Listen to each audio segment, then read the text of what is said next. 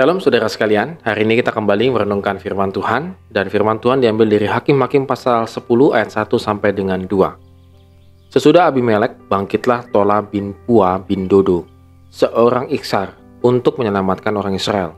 Ia diam di Samir di pegunungan Efraim, dan ia memerintah sebagai hakim atas orang Israel 23 tahun lamanya. Kemudian matilah ia, lalu dikuburkan di Samir. Saudara sekalian, Abimelek, tanda petiklah boleh dikatakan menggantikan Gideon. Tetapi yang terjadi oleh Abimelek itu mengerikan, saudara. Demi dia menguasai negeri Israel, maka dia membantai daripada saudara-saudara kandungnya. Dan dia ingin menjadi raja, begitu ya, menguasai Israel. Dapat dikatakan, tadinya biasanya itu adalah orang dari luar menyerang Israel. Kalau ini, after pada Gideon, dari dalam sendiri yang hancur begitu. Dan boleh dikatakan Abimelek itu dan Gideon punya banyak hal, banyak harta dan kekuasaan, tetapi justru itulah yang menghancurkan mereka. Saudara, saya yakin dalam kehidupan kita sehari-hari pun demikian, saudara. Kadang-kadang harta, kekuasaan, dan juga apapun yang kita miliki itu malah menjadi kehancuran bagi kita. Tidak jarang kita mendengar kisah-kisah bapaknya, orang tuanya kaya begitu ya. Tetapi after orang tuanya meninggal, anak-anaknya berantem berebut harta. Sampai bunuh-bunuhan, sampai ke pengadilan dan lain sebagainya. Saudara, saya rasa cerita-cerita ini masih detik ini pun berlangsung begitu.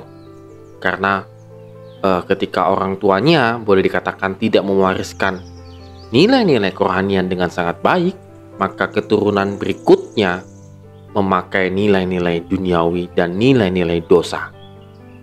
Nah, oleh karena itu Tuhan memakai seorang bernama Tola. Tola itu artinya ulat atau belatung, saudara sekalian. Dengan kata lain, orang yang sangat sederhana, orang yang tidak dianggap, orang yang bukan gagah perkasa, mungkin bahkan boleh dikatakan Tola itu bukan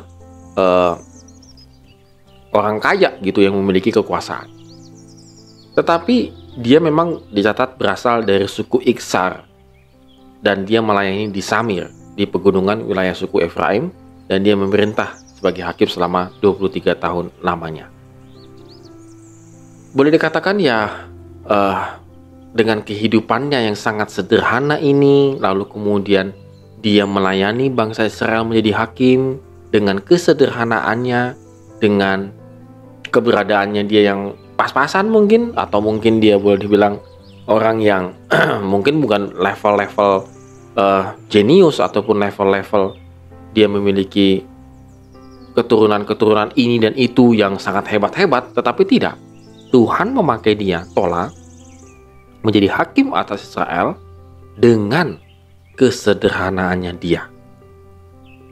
Justru dengan kesederhanaannya dia memimpin bangsa Israel 23 tahun lamanya.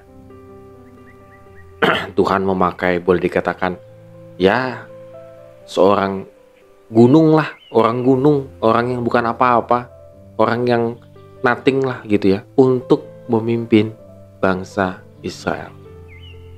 Karena bangsa Israel memerlukan keteladanan hidup yang sederhana. Oleh karena itu, saudara sekalian, mari kita lihat apakah kita sudah memiliki keteladanan hidup di dalam kehidupan kita. Walaupun kita bisa tanda petik kaya, bisa emang kaya begitu misalnya, tetapi gaya hidup kita tetap sederhana. Tetapi sikap hidup kita tetap menjadi teladan bagi banyak orang. Saudara, ini yang kita perlukan, adalah bagaimana kita menjadi teladan yang sangat sederhana, simple. Walaupun kita di mata dunia tidak memiliki apa-apa, saudara, tetapi melalui kesederhanaan kita boleh menjadi pemimpin yang bisa mengubah orang, bahkan bisa mempengaruhi orang lain. Menjadi pemimpin terkadang, saudara, tidak dibutuhkan satu kehebatan yang dahsyat luar biasa, tetapi terkadang menjadi pemimpin dibutuhkan sikap hidup yang sederhana. Amin. Tuhan Yesus memberkati kita semua.